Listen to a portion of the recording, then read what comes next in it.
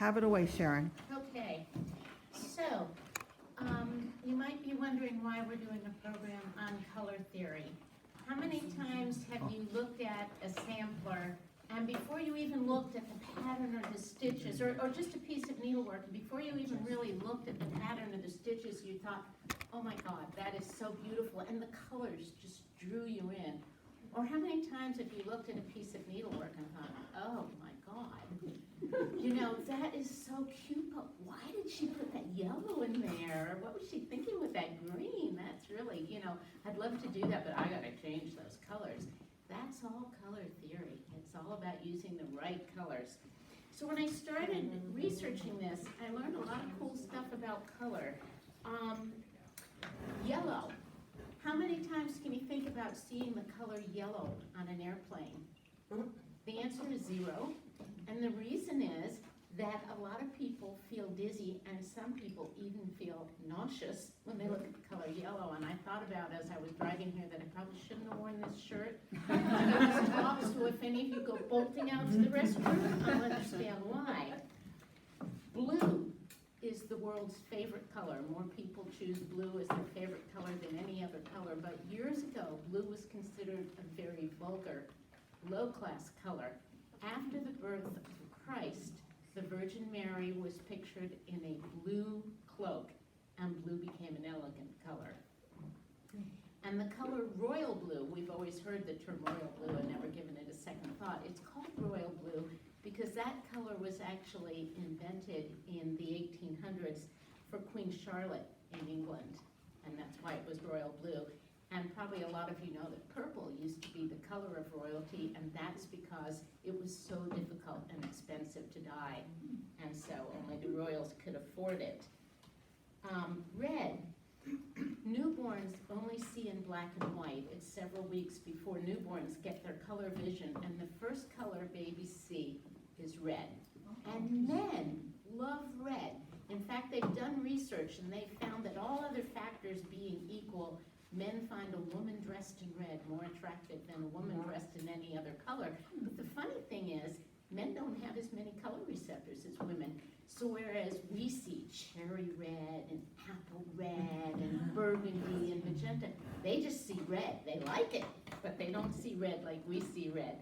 So it's really interesting, all the stuff about color. So how do designers find the perfect color for their projects? Well, they use the color wheel. And the color wheel, I'm going to pass this around. This is my color wheel. It's well loved and delicate, so please be careful with it. But this is an artist color wheel, and you can see all of the different combinations and things that it gives. So I'll just pass this around so you can look at it. Can we get that at an art store? Mm-hmm. Okay. Mm-hmm. So using color for designers and artists, color theory is a combination of art and science. The first color wheel, does anybody have any idea who might have invented it? He's better known for sitting under an apple tree and getting hit on the head by an apple. Isaac Newton? Yes, Really? believe it or Wow. not.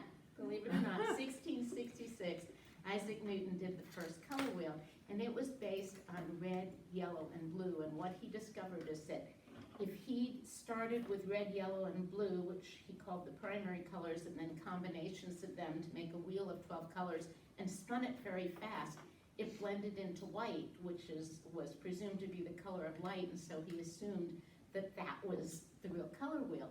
In fact, what scientists have since, so this was the color wheel according to Isaac Newton, but what scientists, can everybody see? Mm-hmm. What scientists have since determined using science is that light does not break down into red, yellow, and blue. Light breaks down like this. It breaks down into red, green, and yellow. So this is the actual color wheel if you use science and break it down by the real colors of light. So notice the differences. But for terms of this talk, for the use of artists and designers, the red, yellow, blue color wheel is still the one that everyone uses. For computer engineers, for TV engineers, this is the one they use. So pretty interesting. Can we ask questions? Yeah, okay. I might not know answers. did you use the, one of the, not Newton's, but the other one? You know, the principles are the same. I mean, when you use this one, you have red, blue, and yellow, which are the primary colors, and then you mix those to get all the other colors. In this one, it's the exact same thing. You have your three primary colors and you mix them to get the other colors. So the principles are the same. It's just that light didn't break down into red, blue, and yellow as Isaac Newton expected. Okay. It was a little bit different than he thought. So the electronic color wheel is red, green, and magenta, yellow, and cyan are actually the main colors in that one. Cyan is like a turquoise color, and magenta is sort of a pink red. So when you break light down, it's actually a little bit different. Say those three again. Magenta. Hmm? Say those three again. Okay, so the electronic color wheel is magenta, yellow, and cyan. Yeah. Wait a minute. Oh, no, I'm sorry. I'm jumping ahead. Okay, red, green, and blue are the primary colors. The secondary colors are magenta, yellow, and cyan. And the tertiary colors are orange, chartreuse green, spring green, azure, violet, and rose. Okay, so what's the difference in a color scheme and a color palette? A color scheme is the framework of how you choose the colors. So you might choose a monochromatic color scheme, but then your color palette would be shades of blue. So the color scheme is based on color theory. It's how you pick colors on the color wheel, and then the palette is the actual colors that you choose to use according to your scheme. So there are 12 colors on the color wheel. The primary colors are red, blue, and yellow. The secondary colors are made by mixing two primaries. So if you mix yellow and blue, you get green. If you mix yellow and red, you get orange. And if you mix red and blue, you get purple. Yeah. The tertiary colors are if you mix a secondary color with a neighboring primary color, and then you get the tertiary colors. So the tertiary colors would be red-orange, yellow-orange, yellow-green, blue-violet, and red-violet. So the names pretty much tell you what they've mixed together to get them. So you say, okay, there's only 12 colors here, but I look at my stash and I've got about, hundreds of colors. How does that happen if there's only 12 colors on the color wheel? Well, that's where shades, tints, and tones come in.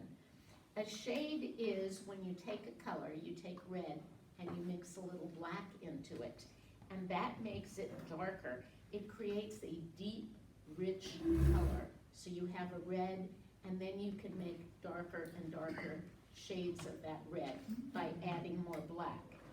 A tint is where you take your color and you add white, and this is where you get your pastels.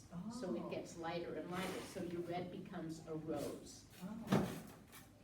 And this makes a color less intense, and a lot of times people will have a very vivid color combination and they'll use tints, they'll tone the color down in order to make it just not so jarring, make the color scheme less intense. A tone is where you mix black and white, which is gray.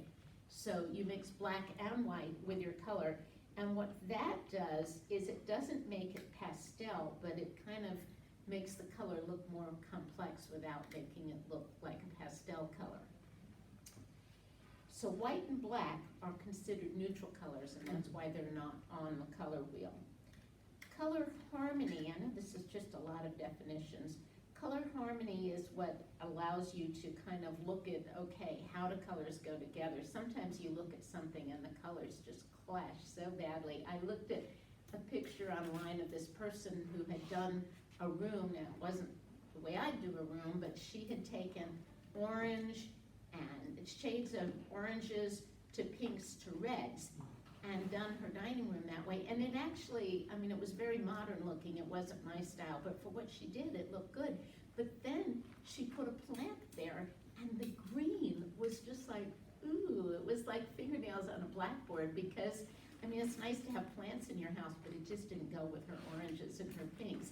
So it just, the color harmony just wasn't there.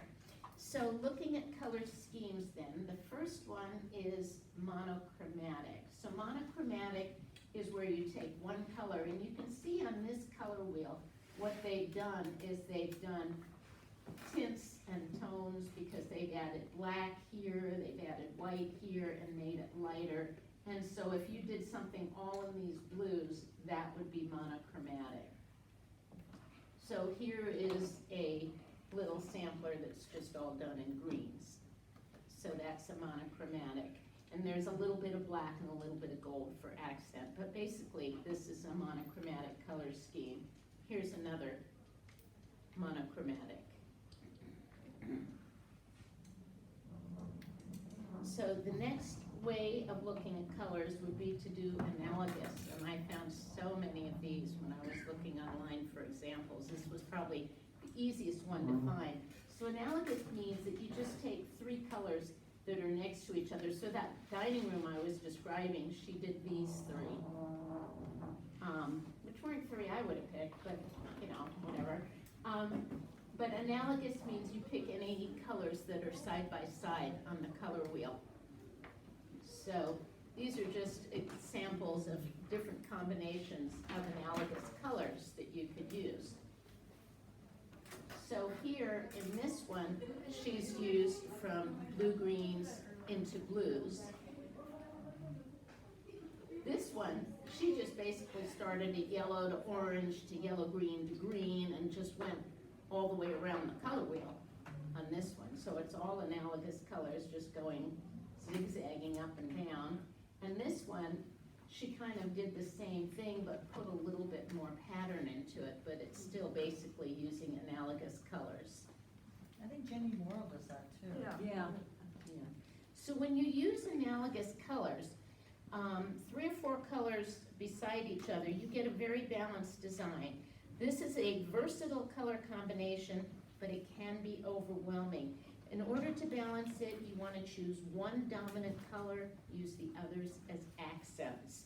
With analogous colors, avoid the hues. So the hue is the actual color that's on the color wheel. So what they're saying is to tone the colors down a little, to try and add a little white or a little black, but don't use the actual pure color, you know, like 3 pure colors, because it can be kind of jarring. You want to tone them down with whites and blacks a little bit and have one dominant and the other as accent. So when you're using analogous colors, unless you're just doing a continuous design like this where it goes from warm to cool, it's generally best to stick with either all warm colors or all cool colors, but not to combine them, which is why the plant looks so horrible in the pink and orange dining room. Okay, that's another analogous one. The next combination would be complementary. So colors that are exactly opposite each other on the color wheel are complementary. Complementary colors are interesting because in art, if you mix 2 complements, you usually come out with brown. It's not very pretty. Complementary colors make a very high intensity, high contrast, high impact color scheme. So they do include a warm and a cold, and a cool color. You want to be careful because sometimes if there's too much contrast, it makes it look like the colors are clashing, and again, you may need to use your whites and your blacks to tone some of the colors down. So here's a Christmas design. Green and red are complements, but you notice there's some, there's pinks, there's light greens. You can see that they really used a lot of different variations of the colors to make that a really balanced and pretty design. And then they used some of the neutral colors, the whites, to separate them. This is a very pretty design with yellow and purple, which are complements, and then some neutral colors in between. And this one I really liked. She used orange and purple, but used a lot of different varieties of the purple and a lot of different varieties of the orange in order to make that a pleasing design. Okay, so the next one would be a split complement, and what a split complement is, it's a little hard to see, but you take one color and then you go across to the complement and you don't use that, but you use the two colors on either side of it. So instead of, so here is blue-green, and instead of using this color here, which is the red-orange, they're using red and yellow-orange. So you use the two on the opposite side. When you use a split complement, it provides balance, it provides colors that work well together. That's a very manageable one and a very pretty one to use in a project. And then one of the advantages of it is that there's only 3 colors, so it's pretty manageable. You can use different tints and tones of it. And it's subtle and it's balanced and it makes a really nice design. So here you can see a lot of different combinations of split complements. So you can see it just gives you endless varieties of colors that you can use. So that's a split complement. That's a split complement, and that's a split complement. In these, they used really bright ones and didn't tone them down at all. I wouldn't necessarily use these at needlepoint, but you kind of get the idea. Are a lot of those quilts? You know, I couldn't find needlepoint to illustrate all of these things, so some of them are paintings, some of them are quilts. But some of them looked like they were quilts, from Yeah. at least from here. They look gorgeous. Mm-hmm. This is a triad. A triad is you pick 3 equally spaced colors, any 3 equally spaced. So they're separated by 3 colors on the wheel. And the triad gives you a bold, vibrant, high contrast design, but it's more balanced than using complements. It's a bold design. It's good to try and pick one as your dominant color and then use the other 2 as just accent colors. So again, this is just showing the idea of a triad, and this is showing different triads that you could pick. So that's a picture using a triad. That's a block, a quilt block, using a triad. And I think that's what this is as well. Then the final combination of ways to do colors is a tetrad. So that would be a rectangle, 4. So you have a pair and a pair, and it forms a rectangle, and you can turn that rectangle any way. You can take this shape and basically turn it any way on the color wheel, and you still come out with a balanced design. So with the tetrad, you have 4 colors that are evenly spaced. They're bold. Again, they work best if you choose one that is the dominant color and you use the others just as accents. So that's a tetradic. That's a tetradic, and to me that looks pretty jarring and unpleasant, but it's the design, because look at that. Turn it this way. It's the exact same colors, but it looks a lot more pleasant when you look at it this way than it does here.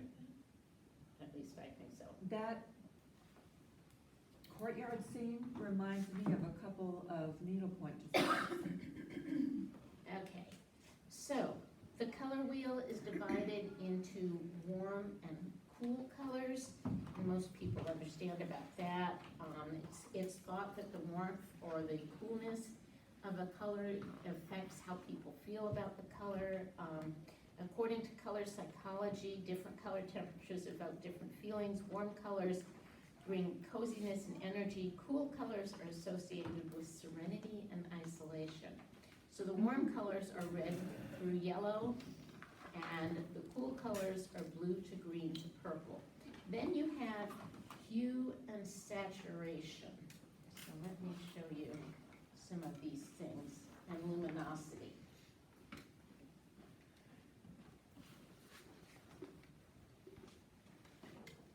Okay. So here is Earth.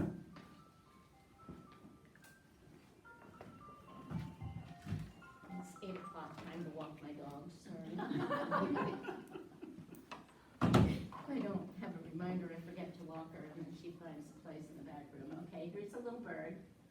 So saturation is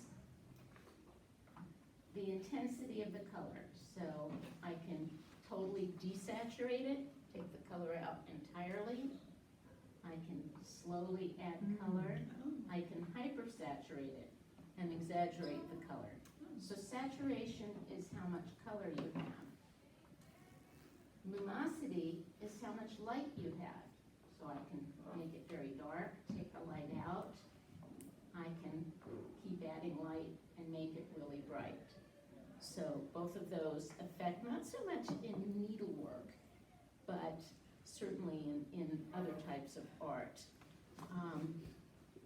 So finally, you've got a project and you're going to thread it from your stash. How do you figure out what you want to do? Well, you take your color wheel and you, see, I don't think I have one here. Okay, you take your color wheel and you decide if you're gonna do a complement or a split complement or a triad or a tetrad or whatever. And then what do you do with those colors? Well, the best way to do it is what they call the 60-30-10 rule. So the 60-30-10 rule is you pick which color you want to be your dominant color in your color scheme. And you want about 60% of your design to be in your dominant color. Now you can use, that doesn't mean it all is going to be the exact same blue, because you can use lighter and darker shades of that blue. You can use tints and tones. You can have some that have more black and some that have more white, but basically your blue is going to be 60%, for example, if that's your dominant color. Your second color, which would be your first accent, is going to be 30%. And again, out of that 30, you can choose so much that's going to be, let's say, you know, that's a red. You can choose how much is going to be pink and how much is going to be bright red and how much is going to be dark red, but that would be 30%. And if your final color is yellow, that's a simple tetrad, then that's only 10%. So 60-30-10 is just a general rule. Obviously, if you're using 4 colors, you're gonna change that a little bit, but that's just a real easy rule for when you're doing something with your stash in order to kind of keep it simple and keep it easy.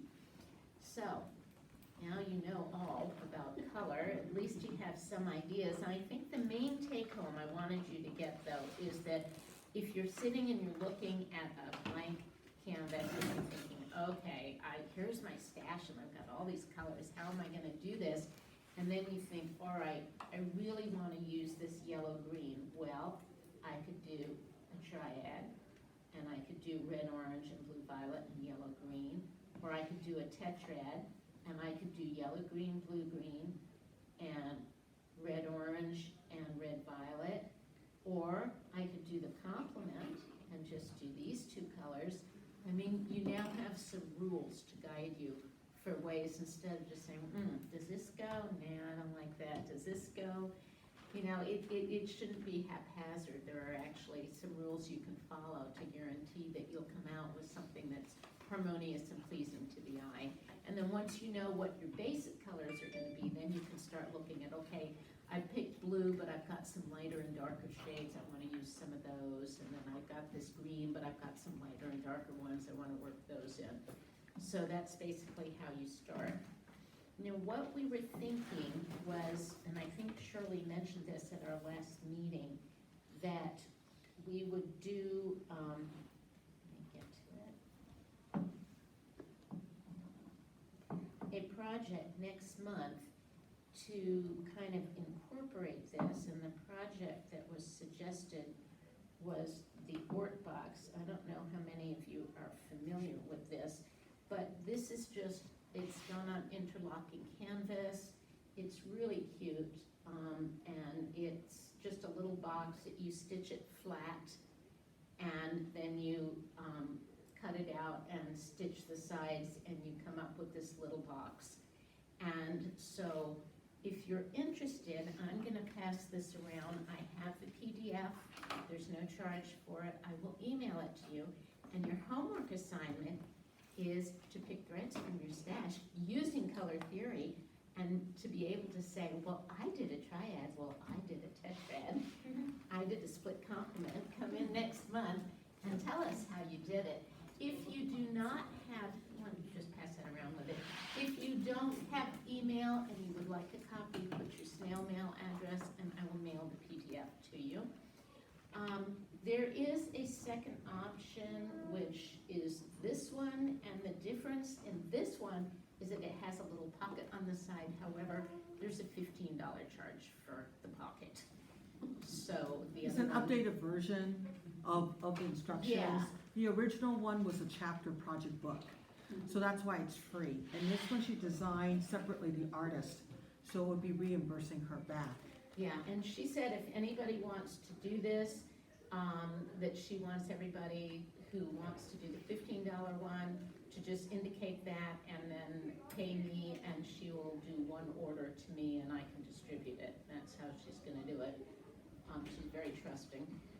But And anyway, the chapter will pay for the plastic canvas.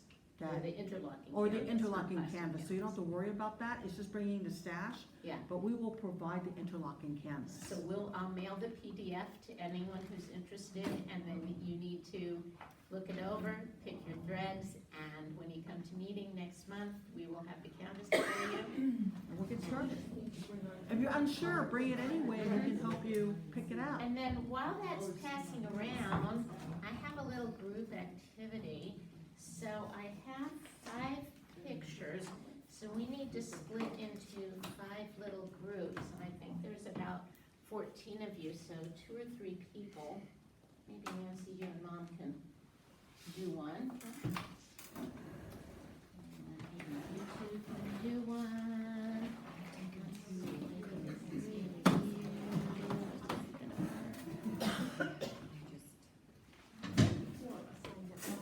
Or you can do one. How about the 4 of us here, or the 3 of us here? This table, Okay, and then this table. all right. Now, this is so Margie, Sandy, and Lisa. Okay. So you all have color wheels. Carolyn and I. Oh, this is pretty. We'll teach you how to Never. do it. Those are not my Okay. colors. It's a lot of fun. So, yeah. Do you have enough material, Paul? Because she's a brand Like, new. okay, I got my DMC, so, Why don't you try, yeah, you can use Mom, your, you did, okay, that's Mom, yeah, why don't you do that? And then we'll bring just a little extra requirements, okay. okay? so So hopefully it's the same color scheme. If not, They're pretty much the same color. I appreciate that, y'all. This has actually purple, green, so you can text me what your color scheme is. blue, green. I think I'm already thinking, Well, you like the browns. out of the browns and, Try something opposite, so you can learn something. yeah, 'cause I'm like thinking not like this. Oh, that's good. Okay, so what I want you to do is identify the colors and figure out what your color schemes. So Oh, this, and what we're passing out right now is these little triangles that are in your color wheel so that you can turn them. so what is this then?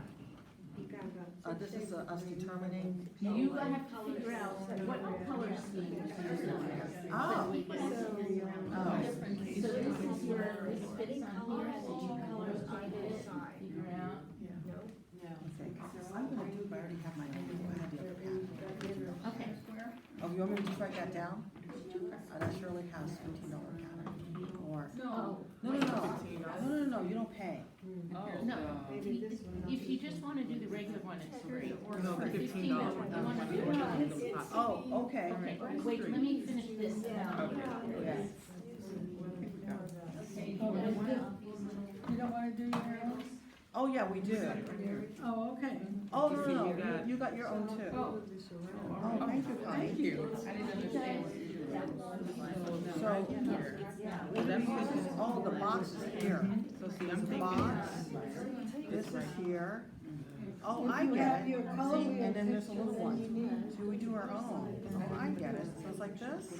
No, this is so you can rotate it. Oh, you can see it's like her blue. Because see, it's set that way, but if you I wanna know. look Think over about this it. way, Where we can put the collect and turn it. oh, this, oh, Tetras don't turn. the one on there doesn't turn, but now you can. Oh, I can look at turn any the tetrad, so I can take four, I can look at this When you one. say that, are you telling us to look like for the triad or the? I want you to look Because I at see this, the- and I want you to tell me what color scheme this artist used. Is it a complement, a split complement, a triad, a tetrad, analogous, monochromatic? I want you to tell me what colors are in here, and what color scheme that is. Okay. It's not monochromatic. It's definitely not monochromatic. It's not analogous either, Okay. right? Sharon, I'm thinking like. We all have big Oh, yeah, you have the blue. And then you got, right here, you have the brown, Oh, that's true. The blue and the orange is right here. and like, yeah, it's But she like, also has a little green though. and that's why I'm like, okay, if the blue up here, if it had that color blue, and then that would be, I think it's a like tetrad. three, like a three. No, I think it's, oh, maybe, it's a, oh, this one. So it's a triad. Does So she anybody has- need little You're right. So things it's to a blue, use? look at this. Blue, brown, right? There's three. Right? Okay, or it's like, it was more like purple. Well, No, it's not green. no, green, no, I meant this, more like this. Okay, so you got green and yellow, so it's more like this, right? So it's a triad. Is there any other? You have your different shades of, and it looks like it's, Like this. See, look, you have some brown, yeah. brown here, right? Then you have, Yeah, there's a lot of black added. I think that's black added. So you have these browns, and then blue, and then browns here. That's why I was thinking it would be like a tetra. See, so here's the yellow here, here's the green here, which is, here's kind of the violet blue, because I used my violet. And here's kind of the reds in here. Yes! Do we get a prize? we should get points. Okay, while I'm doing that, I'm gonna I take it see away. that in there, but then I'm looking. But how many colors are being used when we say triadic? So I Can we say wasn't looking at the red, I was Because it looking says at the four violet colors. and the yellow and the green ones. Those were the colors that I was looking at, and I didn't get to the red. This is, that was used for today's demonstration. And here is, we will post this online, what all the terminology. But here's the color wheel that was used here. And you could find it online. It's very easy to find it online.